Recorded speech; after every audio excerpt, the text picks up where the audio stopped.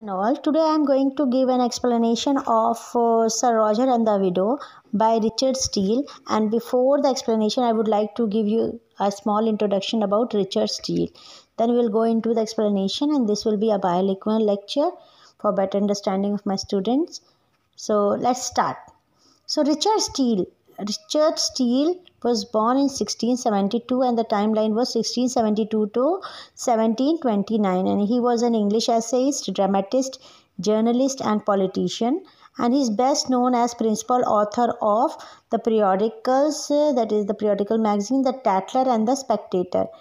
You must be seen, or you must have heard that he has a great friend, that is Joseph Addison, and he and Joseph Addison has a great literary bond, literary friendship, which has given birth to the Tatler and the Spectators.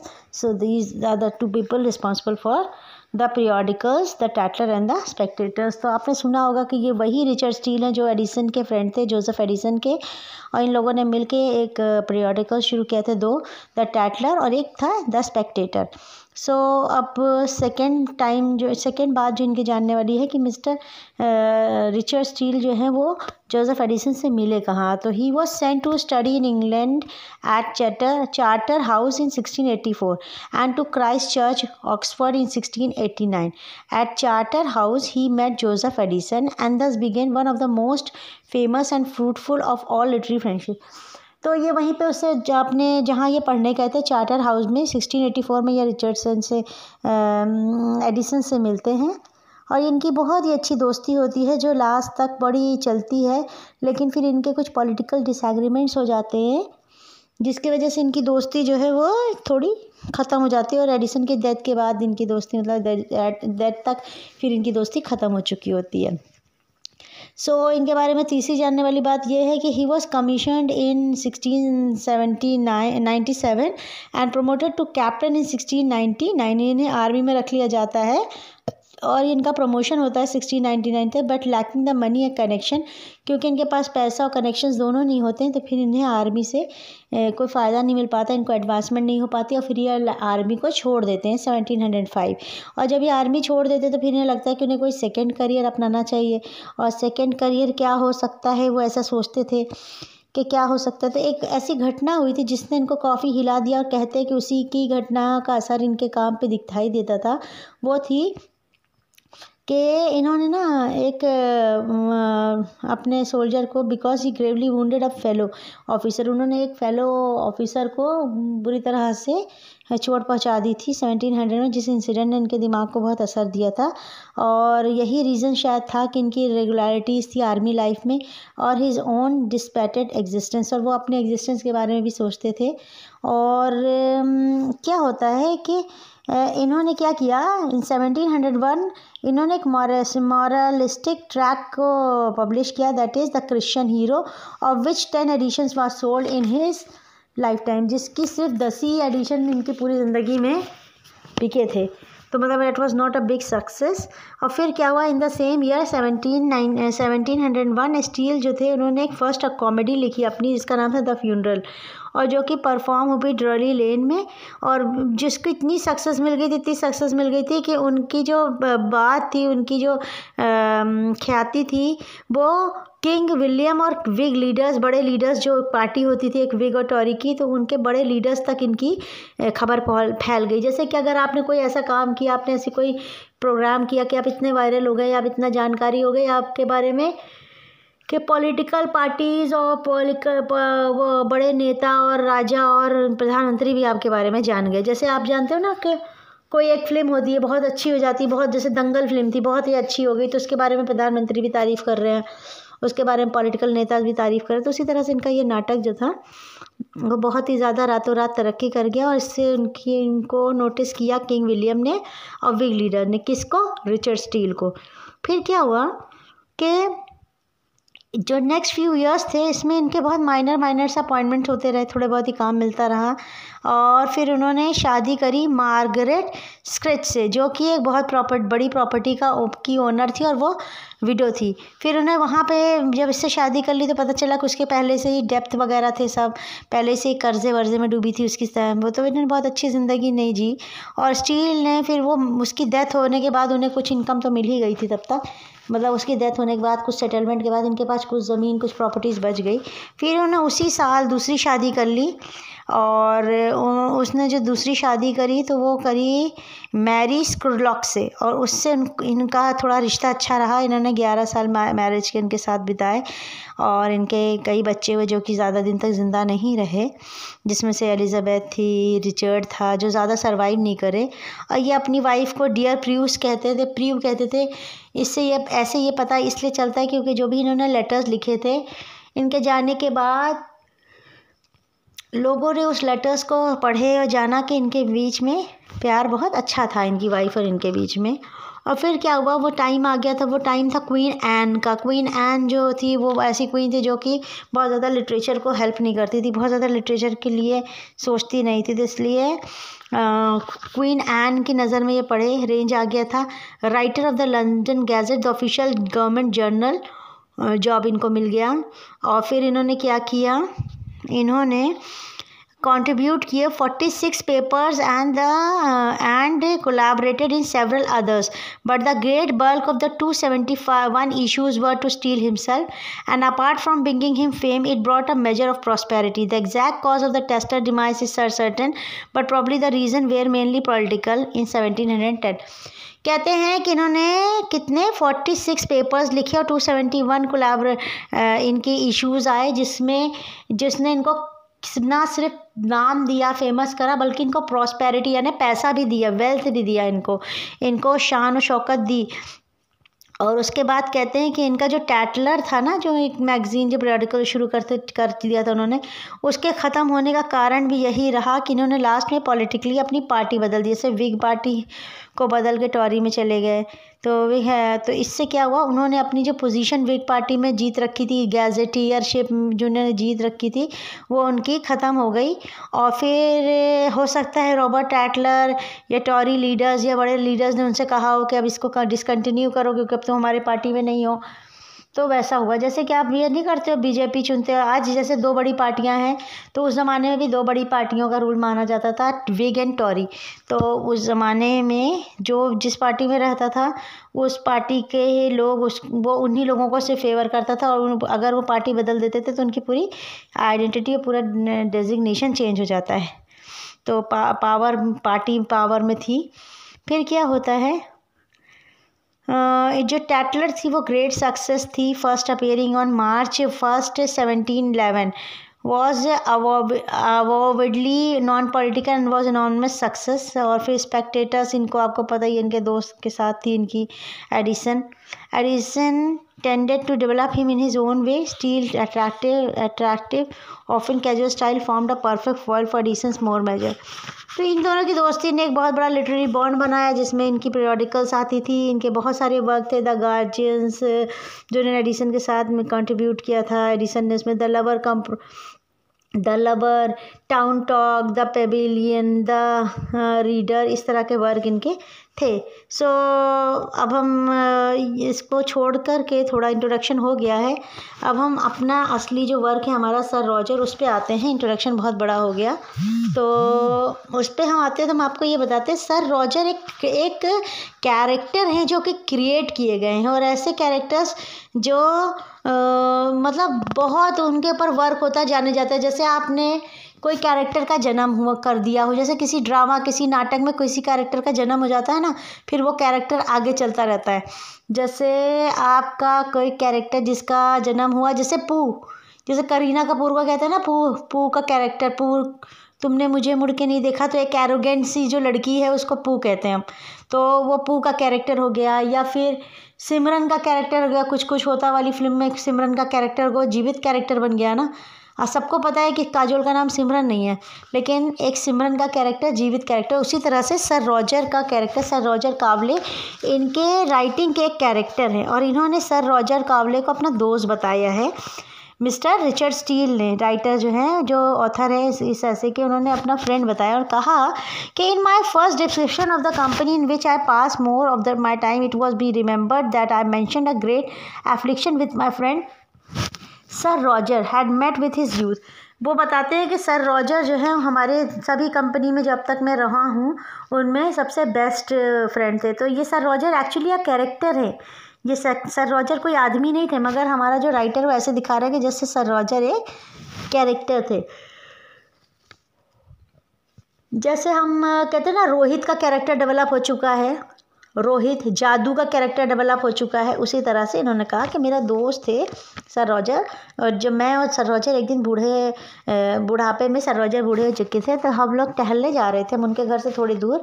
तो sir Roger अचानक से एक जगह को देख कर रुक जाते हैं, घर को, उदास हो जाते हैं और फिर हमसे कहते हैं, उनके आंखों में चमक भी आती है, उदासी भी आती है, और मुझसे कहते हैं कि देखो, looking around him with a smile very hard and any part of my land should be settled upon one who has use me so ill as perverse woman widow. तो वो कहते हैं कि ये वो जगह जहाँ पे वो रहती थी जिसने मुझे अब तक सबसे गंदा ट्रीटमेंट दिया, जिसके साथ मेरा अब तक सबसे ज़्यादा एम्बैरेसिंग रहा हूँ मैं कंडीशंस में, और उसने जिसने मुझे सबसे ज़्यादा यूज़ किया, और उस चीज़ का, उस बंदी का नाम था, उस बंदी कौन थी, बंदी उस इंसान का नाम या जो भी बताते हैं, एक परवर्स्ड वुमन विडो। परवर्स्ड मतलब होता है करप्ट, इनकरेक्ट, और अ पर्सन जो कार्व करता है चीज़ों को, मतलब करप्ट पर्सन। तो कहता है यहाँ पे सबसे ज़्यादा करप्ट एक विडो रहती थी जिसने मेरे प्यार को रिजेक्ट किया था, और जिसके नाम को मैंने इन पेड़ों पे, वो बता रहे थे कि मैं इतना ज़्यादा उसके प्यार में गिरफ़्तार था, और इसकी खासियत बताएंगे, इतना ज़्यादा प्यार में गिरफ़्तार था कि मैंने इन आसपास के सभी पेड़ों के वो तनों पे क्या लिख दिया था, उसका नाम को कार्व कर दिया था मैंने, उसके नाम को खोद के लिख दिया था, उसके ऊपर लव मैसेजेस लिख दिए थे मैंने। I can never come in to but the same tender sentiment revive in my mind. कहते हैं मुझे इसको याद करने की ज़रूरत नहीं है, मेरी ये आदत नहीं है कि मैं बीती बातों को याद करूं या अपने प्यार को या इस तरह की बातों को याद करूं, मगर ये मेरे को देखते ही अब दिमाग में आ गया। और फिर बोलता है कि मैं कितना बड़ा बेवकूफ़ रहा होऊंगा ना कि 40 के 40-50 पेड़ों पे उसका नाम लिख डाला मैंने अब तक, जब तक कि मैं उसके प्यार में था, तो मैंने 40-50 पेड़ों पे या अपना उसका नाम लिख दिया। वो आदमी कौन कह रहा है, सर रॉजर कह रहा है। और फिर वो कहता है कि वो एक ऐसी औरत थी जिसके दुनिया के सबसे खूबसूरत हाथ थे। जैसे होता है ना कि आप किसी पर्सन का कोई एक फ़ीचर एडमायर करते हैं, तो ये उस लड़की का, उस औरत का, उस विडो का हाथ एडमायर करते, तो उसके हाथ बहुत खूबसूरत थे, तो ये उससे physically as well as mentally बहुत अट्रैक्टेड थे, तो उसके हाथ उनको याद हैं। वो कहते थे कि दुनिया के सबसे खूबसूरत हाथ है। Here follow a profound silence and I was not displease to observe my friends falling so naturally into a discourse which I had ever been taken notice he industrialist avoided. कहता है उसको देखते, बात करते करते मैंने देखा कि मेरे फ्रेंड इतने कमज़ोर से हुए जा रहे हैं और ऐसी किसी जादुई चीज़ में पड़े जा रहे हैं जो बहुत ही अननेचुरल था मेरे लिए देखना, क्योंकि मैंने उनको कभी पहले ऐसा इमोशनल होते हुए नहीं देखा था। तो अब वो याद करेंगे अपनी उस विडो को जिससे वो प्यार कर बैठे थे, और उसकी कैरेक्टरिस्टिक्स के बारे में बात करेंगे। फिर वो ये कहता है कि आई केम टू माई स्टेट, फिर वो बता रहा है, अब आगे की लाइन्स में वो बताएगा कि मेरी पहली मीटिंग कैसे हुई उस विडो से और क्या कहानी थी पीछे जिसमें मैं प्यार में, कहते हैं ना अपनी प्यार की कहानी सुना रहे हैं जिस टाइम वो उसके चक्कर में पड़ गए थे। तो I came to my state in my 22nd year and resolve to follow the steps of the most worthy of my ancestors who have inhabited this part of earth before me in all the methods of hospitality and good neighbourhood for the sake of and my fame and in country sports and recreations for the sake of my health. In my 23rd year I was obliged to serve as sheriff of the country, and in my servants officers whole equipage indulged the pleasure of a young man who did not think ill of his own person in taking that public occasions of showing my figure and behavior to the advantage.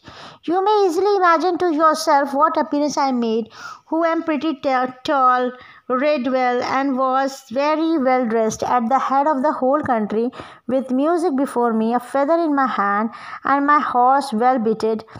I can assure you I was not a little pleased with the kind looks and glances I have from all the balconies and windows as I rode to the hall where the assizes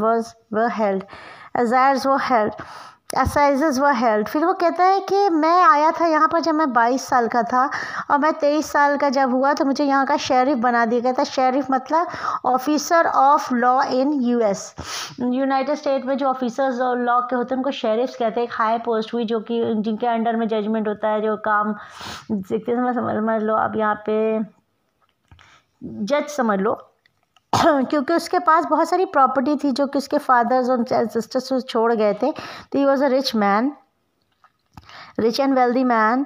तो फिर वो आगे कहता है कि मैं यहाँ आया था तो मैं ये सोच के आया था कि मुझे यहाँ के लोगों के साथ अपना इम्प्रेशन बनाना है और मेरी पॉपुलैरिटी इतनी थी यहाँ पर, मैं ये कोशिश भी करता था कि मेरी पॉपुलैरिटी हो, और मेरी पॉपुलैरिटी इतनी गज़ब थी यहाँ पर कि जब मैं निकलता था तो मैं एक सुंदर नौजवान, एक हैंडसम नौजवान की तरह था। मेरी टोपी में फेदर लगा हुआ था, मैं अच्छे कपड़े पहनता था, मैं लंबा था, मेरे हेड, और मैं इतना स्मार्ट, मेरा घोड़ा भी इतना स्मार्ट सा दिखता था कि अक्सर लोगों के लुक और ग्लांसेस से मुझे समझ में आ जाता था कि ये लोग मेरे बारे में क्या सोचते हैं। बैल्कनी पे लोग निकल आते थे मुझे देखने के लिए, और अक्सर लोगों की ग्लांसेस और जो जितनी खिड़कियों पे लोग दिखते थे, मतलब लड़कियां लड़के सब उनको देखते थे कि वो कितने खूबसूरत और सुंदर थे, मतलब उनका एक ऑरा था। Before when I came here a beautiful creature in the, जब वो वहाँ पे आया, but when I came there, जब मैं वहाँ गया, अंदर गया अपने एक दिन गया अपने काम के पास जहाँ मैं जाता था, जहाँ मेरा दरबार सा लगता था, जहाँ मेरा जजमेंट वाला काम होता था, ऑफिस लगता था। जब मैं वहाँ गया, वहाँ मैंने देखा एक ब्यूटीफुल क्रिएचर एक विडो के कपड़ों में बैठी थी वहाँ पर कोर्ट के बाहर, और वह समझ लो वो जज थे, और वहाँ पे वो बैठी थी और उसकी वो इतनी कमांडिंग कंडीशंस में थी, मतलब वो औरत इतनी ब्यूटीफुल थी कि उसकी जो बॉडी, उसकी शक्ल थी ना, वो एक अनसेट सी सिफारिश थी, वो अनसेट सी एक प्रिविलेज थी। वो जो भी बोल रही थी लोग उसको मंत्रमुग्ध होकर सुन रहे थे, स्पीचलेस होकर सुन रहे थे। जो भी कह रही थी सही लग रहा था उसकी बात, और वो जो भी कह दे रही थी वो बिल्कुल ऐसा लग रहा था बिल्कुल सही। और वो तो क्या, लोग तो क्या, मैं अपनी बात करूँ, लोग आपस में बात कर रहे थे उसके बारे में कि कितनी सुंदर है, कितनी सुंदर। मतलब अचानक से आप समझ लीजिए कहीं ऑफिस में बैठे आप या कहीं काम कर रहे हैं, अचानक से बहुत सुंदर सी लेडी कोई आ जाए तो लोग बातें करेंगे, अरे देख उससे कितनी सुंदर है, तो वो चर्चा करने लगे उसके बारे में। और मैं भी उसकी ब्यूटी से बिहोल्ड हो गया और मैं भी अछूता नहीं रहा। और वो आई थी कोई केस को लेकर के जिसमें उसके हस्बैंड की इनहेरिटेंस की, कि मतलब उसके हस्बैंड की जायदाद किसको मिले, उसके ऊपर आई थी। तो उसका काम कराने आई थी। जैसे ही उसको मैंने भी देखा तो उसके पीछे उसको लोग भीड़ लगा के खड़े थे, तो मैंने भी चिल्ला के कह दिया, अरे हटो उसको आने दो अंदर। तो मतलब ऐसे मैं चिल्लाया, इतना स्मार्ट इतना हैंडसम होकर के मैं ऐसे चिल्लाया जैसे कि मैं उसके अंडर में कैप्टिवेटेड काफ की तरह, मतलब बछड़े की तरह बोल रहा था मैं, जैसे कि मैं उसके मंत्रमुग्ध होकर के बछड़ा जैसे एक्टिंग करता वैसे ही मैं करने लग गया था। मेरी पर्सनालिटी इतनी बड़ी होकर भी टिमिड हो गई थी। और लोगों ने फिर आपस में बातचीत करनी शुरू कर दी कि अरे सर भी बहुत इम्प्रेस हो गए उसकी ब्यूटी से, सर की भी है, मतलब जैसे कहते हैं ना ऑर्डिनरी, जो आप बहुत ऑर्डिनरी अलूफ सा बिहेव करते हैं, रिजर्व बिहेव करते हैं, मैं हूँ या टीचर है कोई, अब सर जो है बहुत ही ईजी सा बिहेव करते हैं, बहुत ही बच्चों को डांटते हैं फटकारते हैं। और अगर कोई एक बहुत सुंदर सी लड़की है, सर के अरे हट जाओ उसे आने दो, तो आपको समझ में आ जाएगा ना कि सर बहुत खुद लाइक कर रहे हैं। तो वो उसको बहुत ही फेवर करने लग गया, उसके ऊपर जैसे मंत्रमुग्ध हो गया। तो वो भूल गया कि इतने लोगों के बीच में बैठा है, उसे अपना फेवर नहीं दिखाना चाहिए। उसने जैसे ये कह दिया, अरे उसे आने दो, उसके डिफेंडर्स को हटो वहाँ से, उनके डिफेंडर्स को आने दो, जो उनके साथ विटनेस आए उनको आने दो, मतलब उसका फेवर करने लगे। During the time her cause was upon trial she behaved herself, I warrant you such as cheap attention to her business to opportunity. मतलब जब वो अपना काम करवा रही थी वहाँ पर और जब अपने केस को हियर करवा रही थी, सुनवा रही थी, तो मैं तुम्हें बताना चाहता हूँ कि उसने सबको ऐसे कैप्टिवेट, ऐसे मंत्रमुग्ध कर रखा था कि जिनको उसके अगेंस्ट बोला था वो बोल नहीं रहे थे, जिसको जो केस था वो उसके फेवर में चला जा रहा था। इतनी सुंदर थी वो, कोई भी उसको ज़्यादा वो नहीं कर रहा था, अगेंस्ट या पोज नहीं करता। ज़्यादा लोग ऐसे दिख रहे थे जैसे वो उनको फेवर ही कर रहे हों। और फिर उसके फलस्वरूप उसको अपने हस्बैंड का जो भी पैसा चाहिए था, जो भी उसको विरासत चाहिए थी, हेयरशिप चाहिए थी, सब मिल जाती है और उसका काम हो जाता है। तो यही कहता है कि ऐसे मंत्रमुग्ध करके उसने काम करवाया कि पता भी नहीं चला उसके फेवर में केस चला गया। that when it came to her counsel to reply, there was not half so much said. Everyone was besides in the court through she could have asked to her advances. You must understand, sir, this pervert woman is one of those uncountable creatures that secretly rejoice in the admiration of men but indulge themselves. ये कहता है अपने friend से कह रहा है कि sir तुम समझ भी नहीं सकते, ये उन ख़ास लोगों में से है, ये उन ख़ास औरतों में से, ये ख़ास पर्सनस में से ये लड़की है जो अपने एडमिरेशंस को तो एडमायर करते हैं, लेकिन चुपचाप से उस एडमिरेशन को, जो भी उनको एडमायर करते उनको पसंद करते, लेकिन जताते नहीं है कि वो पसंद कर रहे हैं उस चीज़ को या वो जान रहे हैं उस चीज़ को। और वो जो है ज़्यादा से ज़्यादा ऐसा कोशिश करते कि लोग उनका फ़ैन क्लब में आएँ, मतलब वो लोगों को अपना फ़ैन बनाने में बिलीव करते, उनको एडमायरर्स बनाने में बिलीव करती हैं, लेकिन जताती ऐसी हैं, ऐसी औरतें, ऐसी लड़कियां जो जताएंगी नहीं कि हाँ उनको पसंद है कुछ, लेकिन उन्हें पसंद होता है कि लोग उनको एडमायरर्स की तरह एडमायरर्स बन जाए उनके, और वो उनको टाइम टाइम पे यूज़ भी करते रहते हैं, जैसे कि बदलता मौसम उनके एडवांटेजेस लेते रहते हैं, फेवरेबल फेवर्स लेते रहते हैं और ऐसे बिहेव करते हैं जैसे कि बदलता हुआ मौसम होता है ना, सीजनल बिहेवियर, कि मुझे आपसे काम है, मैं बहुत सुंदर हूँ, मुझे आपसे काम है, मैंने जाके आपसे अच्छे से बात कर ली, आपने मेरा काम कर, उसके बाद हम आपको पहचानेंगे भी नहीं। तो ये अपनी ब्यूटी का इस्तेमाल करती थी, इसलिए उसको परवर्ड्स कह रहा है। फिर कहते हैं हाउएवर आई मस्ट नीड से his accomplishment mistress of mind has distinguish me above the rest and has, कहता है उसके साथ ना कुछ उसके प्राइवेट लोग चलते थे, उसके कुछ साथ में लोग चलते थे और जो उसके ख़ास दोस्त जैसे थे, मतलब जो उसके एडवाइज़र वगैरह थे। तो वो ये कहता है कि मैं बस थोड़ा सा इस बात में आ गया झांसे में कि उसके जो प्राइवेट लोग थे ना, वो ये कहते थे कि जो मैडम हैं वो आपका बड़ा फेवर करती हैं, और वो कहती हैं एक आदमी आपकी बुराई कर रहा था तो उन्होंने जवाब दिया कि अरे चलो, मैंने mister sir Roger D Kawale से ज़्यादा टेमिस्ट और ह्यूमन पर्सन आज तक नहीं देखा पूरी कंट्री में, और जब से मुझे ये पता चला मैंने तो जाके अपनी सारी लिवरीज कपड़े चेंज कर दिए, नए कपड़े खरीद लिए, नए जूते खरीद लिए, नया हॉर्स का कोच करवा दिया, हॉर्स को भी सेट कर दिया, उसको भी अच्छे से और सेटिंग करवा दी उसकी, ताकि हो सकता है मैं उनका फेवरेट बन जाऊं, शायद वो मेरे तरफ थोड़ा और इज्जत से देखने लगे। मैं इस झांसे में रहा कि वो मुझे पसंद करती है। उसके साथ जो प्राइवेट लोग चलते थे ना उसके, वो तो और ख़तरनाक लोग थे। वो लोग ने मुझे कहा कि मैडम आपको फेवर करती हैं, तो मैंने समझा ना कि शायद मुझे और अच्छे से, तो मैं उसी खुशी में जाके आई मेड न्यू लिवरीज, मतलब नई dresses, new paid my coach horse, send them to all the town to be beaten and taught to throw their legs well.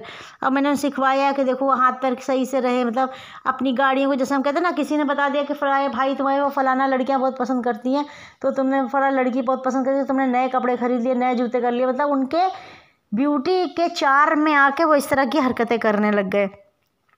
As soon as I thought my Rooney suitable to the character of my fortune and youth, I set out from hence to make my address. The particular skill of this lady had ever been inflame your wishes and yet command respect. वो ऐसे behave करती जैसे वो queen है, वो आप थोड़ा सा भी ऊपर नीचे उससे नहीं बोल सकते, बोलेंगे तो आपको डर लगता था कि कहीं ये मुझसे झाड़ ना दे, कहीं ये मुझसे रिश्ता ना तोड़ ले, तो आप कहते हैं ना थोड़ा सा बातचीत कर रही है यही बहुत है, अभी ऐसा ना हो कि मुझे वो कर दे, हटा दे, जैसे आजकल आप लोग डरते हो कि मुझे ब्लॉक ना कर दे अगला, तो उनसे तमीज़ से बात करो।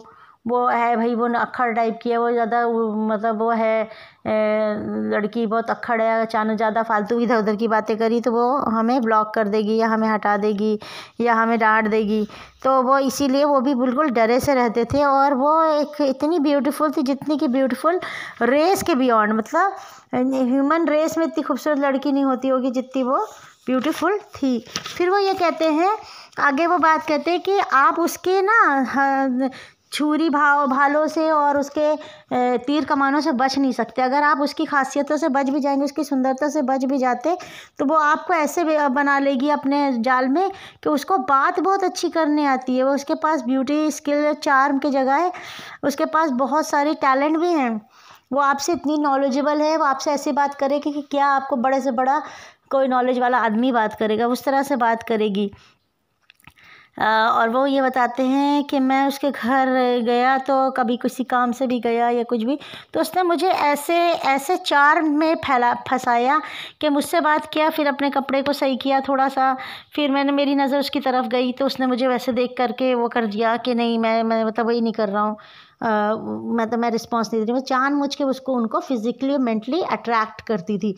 आई am very glad to observe. फिर वो कहते हैं कि ये सब इस तरह से घट रहा था कि जैसे मैं समझ ही नहीं पा रहा था कि वो क्या चाहती है, और इसी भरोसे में रहता था कि शायद वो मुझे पसंद करती है।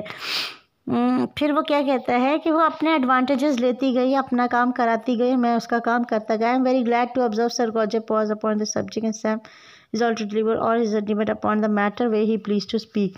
They both kept this continuing. After and I sat down an hour meditating how to behave before such profound concert. I rose up and took my leave. Chances has since that time thrown me often in her way, and she has often directed as discourse to me with I'm not understand this barbarity। वो उसके behaviour को कहते हैं, उसका जो barbaric सा behaviour है ना, कि वो अनचित भी अपनी पट भी अपनी बात भी नहीं करने देती है। बात ऐसे करती थी, यहाँ पर उन्होंने उसको स्पिनिक्स से कंपेयर किया। स्पिनिक्स जानते हो क्या होता है?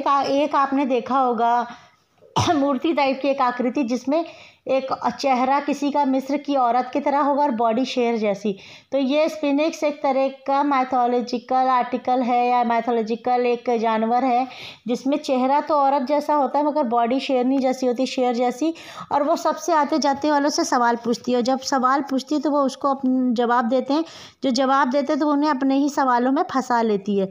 तो इसी तरह से ये औरत थी स्पिनिक्स की तरह, फिनिक्स की तरह, और ये कहती है कि स्पिनिक्स नहीं फिनिक्स की तरह थी, और ये वैसे ही बिहेव करती थी, अपने ही सवालों में अपने ही जवाबों में तुम्हें फंसा लेगी। तुम एक जवाब दोगे वो चारों में फंसा देगी तुम्हें, और फिर तुम उससे निकल नहीं पाओगे।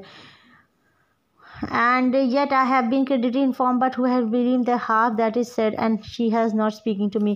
वो ऐसे बिहेव करती थी कि जैसे आप उसको समझ ही नहीं पाओगे कि वो क्या चाहती है, क्या कहती है।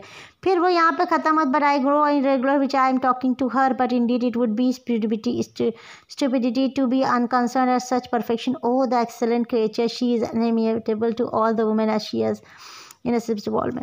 कहते हैं उससे हर औरत को सीखना चाहिए और हर आदमी के लिए वो अनअप्रोचेबल है, इमिटेटेबल है।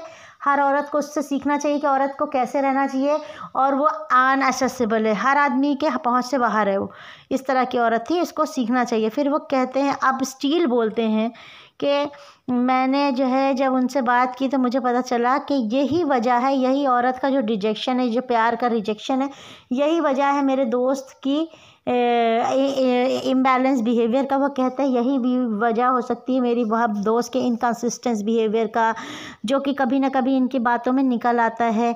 फिर वो ये कहता है according to that marital which one knows not how to render in English डम टिस्टा हांच तिकुतर I shall end this paper with the whole epigram.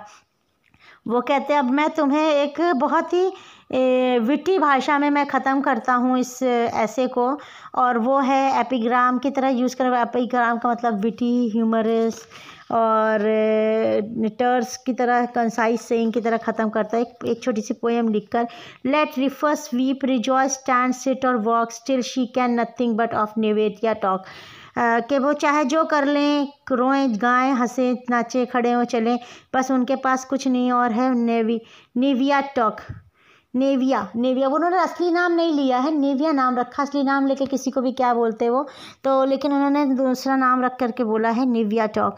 He read to his father ending with his line I am my lovely Naevia ever thine. अपने पापा को लिख देते हैं कि मैं अब निविया का हो चुका हूँ, और ये लाइन्स उन्होंने लिख करके ख़त्म किया है। और यहाँ पर रिचर्ड स्टील ने बोला कि जो सर रॉजर का इनकन्सिस्टेंट बिहेवियर है, कभी कभी एब्रप्ट बिहेवियर करते हैं, कभी कभी सीक्रेटली डिल्यूजन में चले जाते हैं, उसका वजह शायद उनका ये रिजेक्टेड प्यार होगा। तो आई होप आपको समझ में आ गया होगा, बड़ा लंबा लेक्चर हो गया है, आई होप आपको समझ में आ गया। Thank you very much.